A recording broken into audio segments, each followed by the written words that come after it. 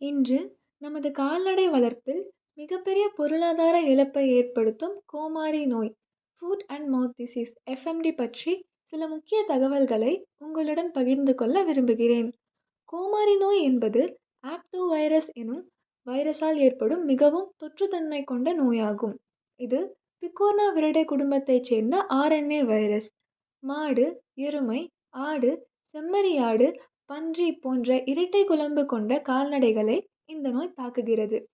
இந்த நோய் பாதிக்கப்பட்ட கால்நடைகளின் உமிழ்நீர், பால், மலம், சிறுநீர், தீவனம், தண்ணீர், கருவிகள் மற்றும் சில நேரங்களில் காற்றின் மூலமாகவும் வேகமாக பரவுகிறது.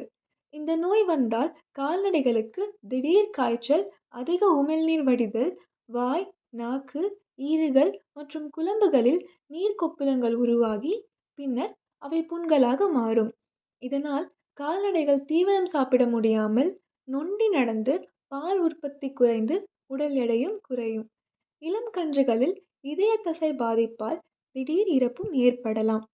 அன்பார்ந்த விவசாயிகளே, இந்த நோயை தடுப்பதில் உங்கள் பங்கு மிகவும் முக்கியமானது.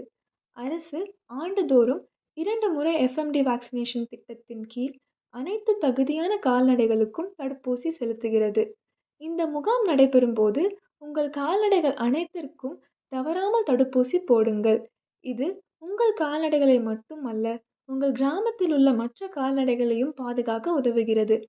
புதியதாக வாங்கிய கால்நடைகளை உடனடியாக மற்ற கால்நடைகளுடன் சேர்க்காமல் 2 முதல் 3 வாரங்கள் தனிமைப்படுத்தி கவனியுங்கள்.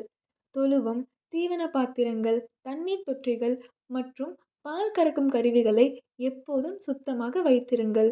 வெளியிலிருந்து வரும் வாகனங்கள் மற்றும் கருவிகளையும் கிருமி நாசினியால் சுத்தம் செய்ய வேண்டும்.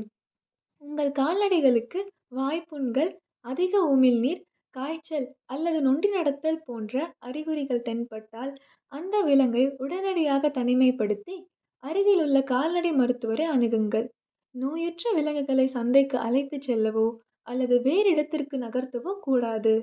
சில கிராமப்புறங்களில் கோவத்தலை இலைகளை உலர்த்தி பொடியாக்கி சிறிய அளவில் தீவனத்துடன் கலந்து எஃப்எம்டி பாதித்த கால்நடைகளுக்கு கொடுக்கும் பாரம்பரிய நடைமுறை உள்ளது.